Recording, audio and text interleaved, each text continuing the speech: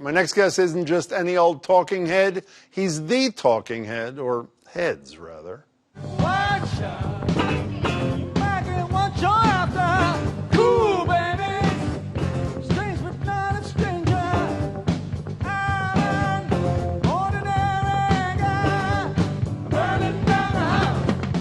Talking Heads frontman-turned-solo-artist David Byrne's prolific music career has spanned more than 4 decades, 20 albums, dozens of collaborations, not to mention the band's induction into the Rock and Roll Hall of Fame.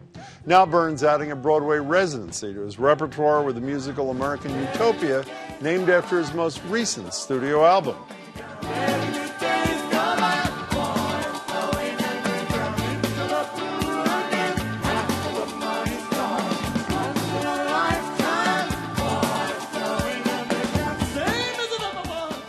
For the big New York debut, David Byrne's bringing the show to Boston for a 2-week pre-Broadway event, and he recently joined me to talk about it.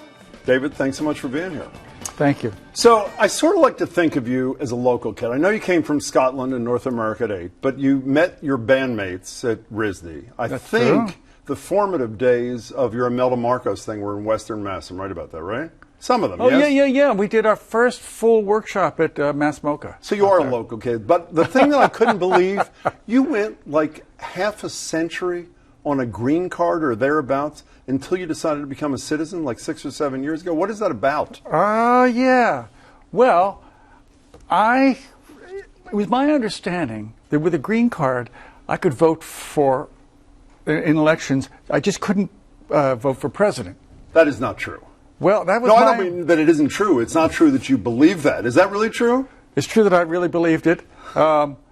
Maybe it's not true, but that's what I believed. And so I registered to vote and went in and would pull all the levers except that one.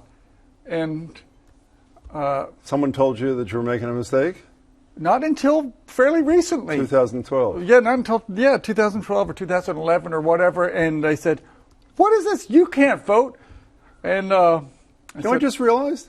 You were the non-citizen Donald Trump was talking about. I'm the one. I'm serious, yes, by the way. Yes, voter fraud. Okay, call the authorities, please. Yeah. All those elections, let's have a redo. You know, last week I was in Tanglewood in Western Massachusetts, speaking of Western Massachusetts, and I was interviewing the music director of the Boston Symphony Orchestra, Andres Nelson's, the head of the Boston Pops, Keith Lockhart, and we were talking about their perspective that music and the arts never matter more than in turbulent, difficult times like these. Do you buy that? I do. I think that the arts, the humanities, culture, let's say, in the broadest sense, really has a wide effect on people. There was a study done by University of Pennsylvania of New York boroughs, not Manhattan, not the wealthy boroughs, but the outer boroughs. And what would be the effects? What were the effects of cultural institutions? That could be a library, a little dance center, a little music thing, a little place where kids get together and do something.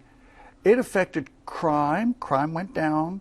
Obesity went down. Kids' grades went up. On and on. It has this really wide effect. You know, you mentioned the University of Pennsylvania. I just realized they also did a study you should read that said that if you're not a citizen, you can't vote in U.S. elections. I'll send it to you. That was them? You know, I do a radio show here during the day, too, and I have to say, I can't tell you how many callers say, I can't take this anymore. I can't take the news anymore. I can't do Trump anymore. I shut off the news, don't read the newspaper. And then last year, I learned about this reasons to be cheerful.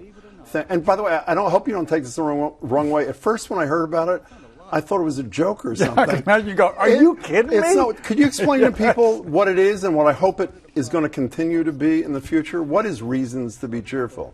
I feel the same way when I get up in the morning, and I'm a news junkie, and I read a lot of papers in the morning. But then I realize, oh, God, this is really depressing. Maybe I should go back to bed, or maybe just move to a cabin in the country.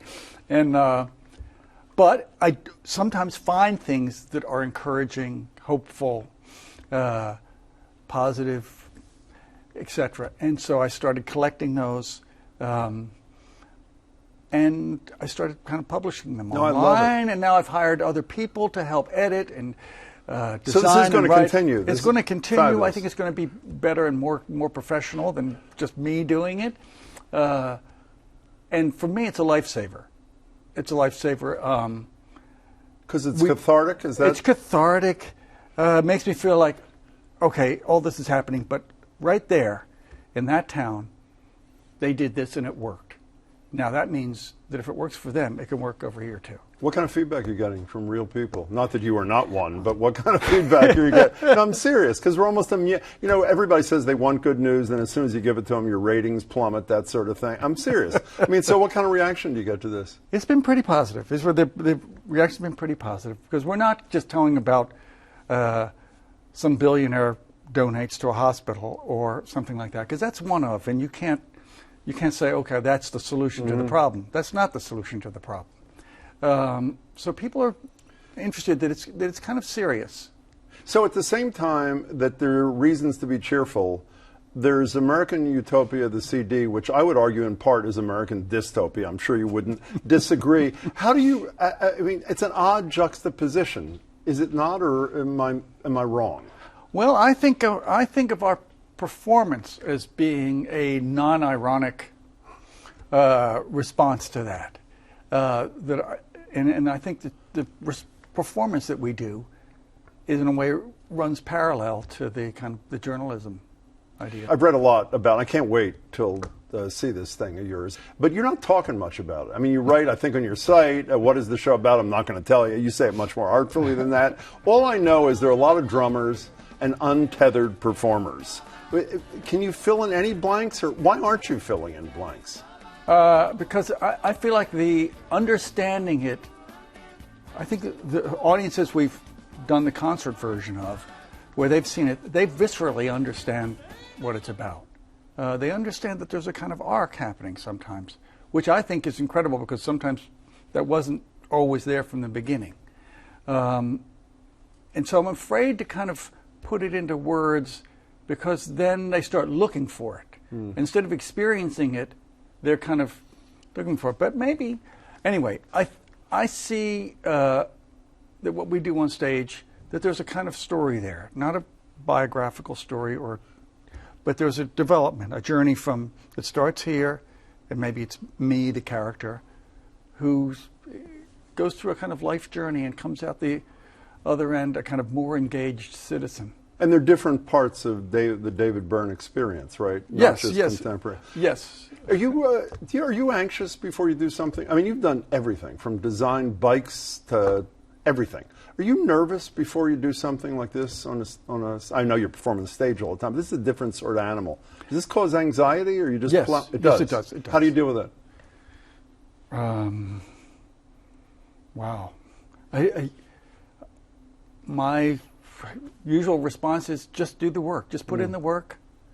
You do this the best you can. You have some sort of skills. You have some skills. Use those as best you can, and it's either going to sink or swim. Do you have a lot of self-confidence? I have confidence that I know how to do certain things.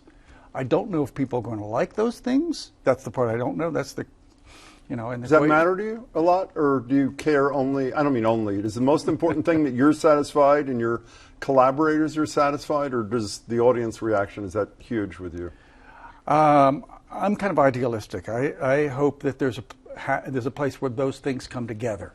So I'm not going to pander to the audience, but I feel like there might be a place where, if I'm trying something new, it might be something that they kind of appreciate too. Did you see Springsteen's show? I did see it. Yeah, what was your takeaway from that? I thought some of the songs I completely heard a new way, which was nice, and his writing, which he is kind of a lot of the speaking is inspired by his writing, is really good. As I'm looking at you, I'm thinking about a lot of you that I know before I met you, and one of the weirdest things that's come back to me, which may surprise you, is one of the best interviews I ever saw you do. Do you know who the interviewer was? Space Ghost. It was you, actually, interviewing you. Do you remember that? So as you're sitting, is it when you go through these interviews in anticipation of your next project, do you say to yourself at the end, boy, I wish that jerk had asked me that one question that really mattered? What, if you were sitting here interviewing you, what would you ask that I have not interviewed? I'm serious. What would you ask that I have not asked you? And I'll try to do it. Oh. Go ahead. Pretend I'm David Byrne. Go ahead, ask me the question. I'll ask you the question. Go ahead. You are David Byrne. I'd ask myself things like the questions I ask myself. Like? Do you think there's such a thing as really bad people? Are there really bad people? Can you stop for a second? David Byrne, do you think there's such a thing, no, I'm serious, as really bad people? Do you think there is such a thing as really bad people? I would like to think there aren't. Mm-hmm. It's very difficult for me to accept that there might be really bad people. I tend to think that people who do things that I consider bad have some sort of, they're justifying it to themselves somehow. There's somehow in themselves they're kind of telling themselves that there's a greater good that and this is the means to the end, and I have to do this in order to achieve the greater good. It's hard for me to believe that somebody knows that they're doing something bad, and then I'll read something like there was some recent transcripts of, I think, Nixon and Kissinger talking about Cambodia and the bombing. They knew that Vietnam was unwinnable, and yet they did it to win the election. And I thought, that's not good. It undercuts my faith in humanity. Before you go, that was a great question you asked yourself, by the way. Before you go, this may put you in a tough spot, but on the radio the other day, I don't even know how it came up, we had a debate about the best concert movie ever made, and maybe you could settle it for us. It was Woodstock, Last Waltz, and Stop Making Sense. Which is the greatest concert movie ever, and why? Wow, there was a Neil Young one called Rust Never Sleeps. That was great, too. I thought that was really good. Didn't make good it into our top 3. Yeah, I guess not. So what do you think?